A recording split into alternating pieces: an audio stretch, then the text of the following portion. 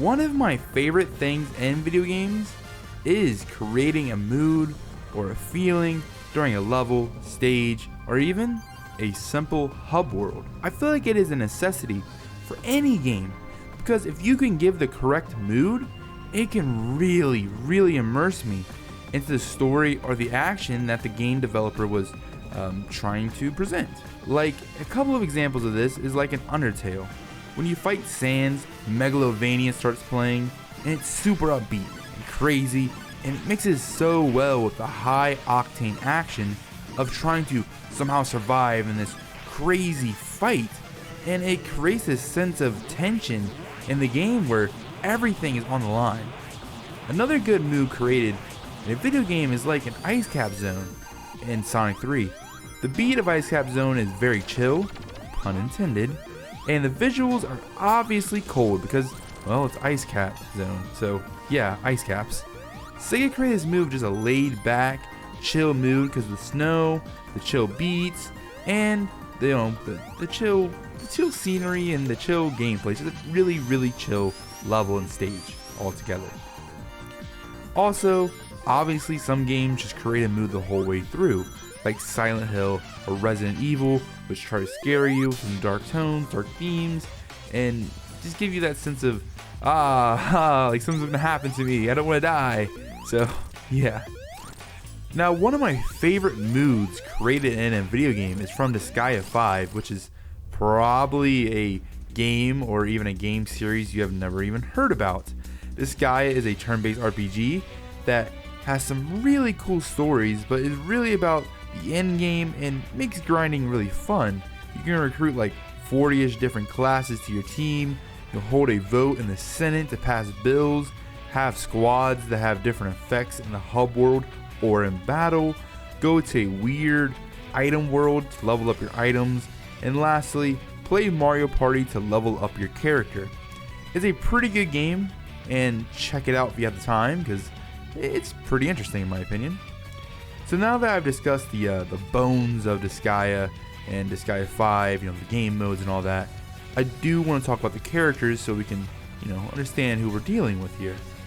We have Killia, who is a very mysterious person. He's really powerful, but we don't know much about him. He keeps it kind of hidden, kind of locked away. We have Serafina, who loves Killia a lot and really wants Killia to love her, and doesn't really work out that well, but she does, and she's very rich. She's one of the richest person in the netherworlds. Netherworlds are like just regular worlds. There's a lot of worlds, just they call them netherworlds besides just worlds. So yeah.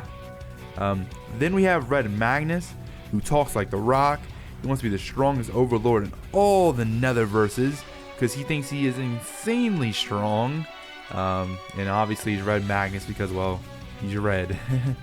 Anyways, we have Christo, who is doing some very shady things, and we don't know what it is at that point. Don't want to spoil it. Play the game if you want to know.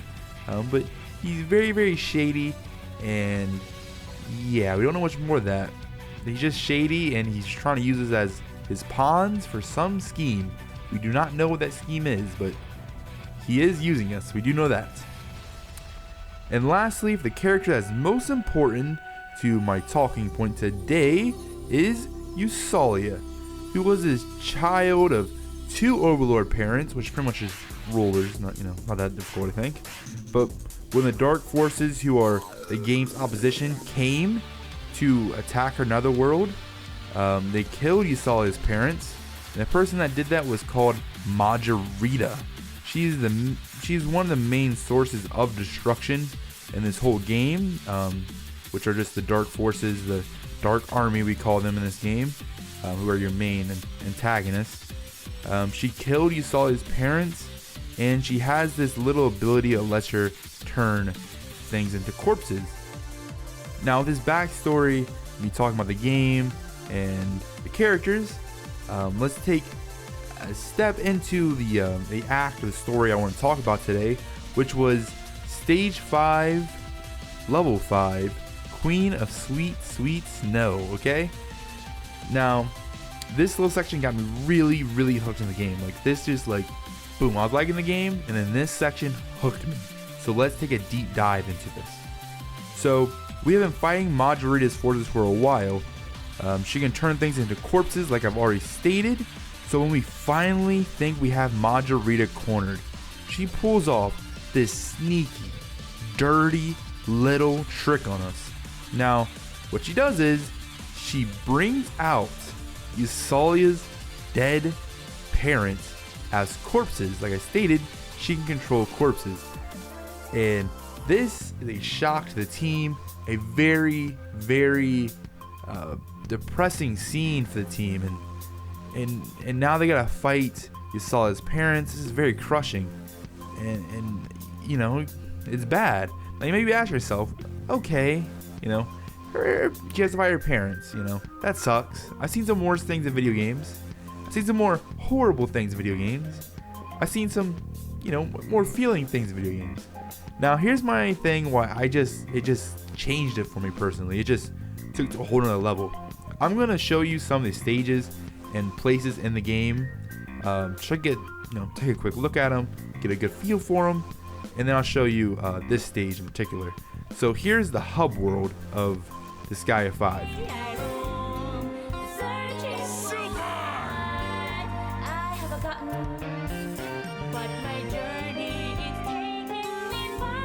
You know, it's pretty cool. You know, it's some pretty cool jazz music, nice background. You know, you feel like you can kick to it. Here's a couple of the battle stages in the game, so you get a little feel for that too. You know, I like it a lot. Just take a look.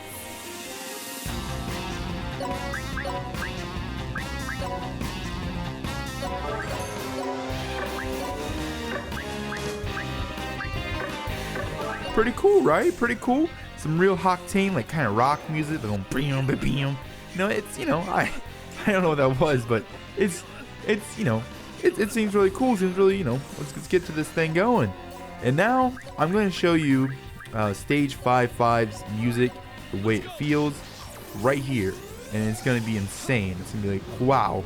So here it is.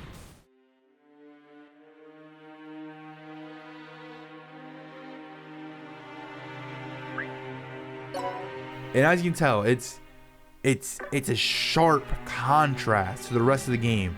This stage is just boom, like very little bit of sounds, not much, and it throws you for a loop because the rest of the game, upbeat, high action. You know, let's get this thing going. You know, let's get this thing rolling. You know, let's you know, have some fun. And this one's just like, nah, not even the game can even muster up enough courage to even get hyped about. Like, you're crushed. You feel like you're in there with the rebel army, and it's like, wow. You know, you feel for Eusalia. You can just feel the emptiness in your soul, and it just blows your mind how Eusalia must feel. It's just, I don't know. It just stuck with me. It's a moment in the game that really made me just greatly appreciate Disgaea 5. It just, the way they set it up, it was just really well done. And eventually we do win the battle. We do have to beat Eusalia's parents. We get that job done, sadly. It does get picked up on later, but for now it ends there. But it really sticks with me at that point. I was like, wow, that was a very touching moment, a very touching scene, and that's all I can really say. You know, just felt good. Well, it didn't feel good. It was just, you know what I mean. It just didn't feel right. It just felt very odd. But it was a very good scene or mood that I really enjoyed. Anyways, I am Nozaki. I hope you liked the video, and I hope, you know, you like this moment. I hope you appreciate it the same way I did. I don't know. I did, and I just want to talk about it because I like it so much. Anyways, watch my other videos or whatever, or not. Please do. And I'll see you next time. Bye-bye.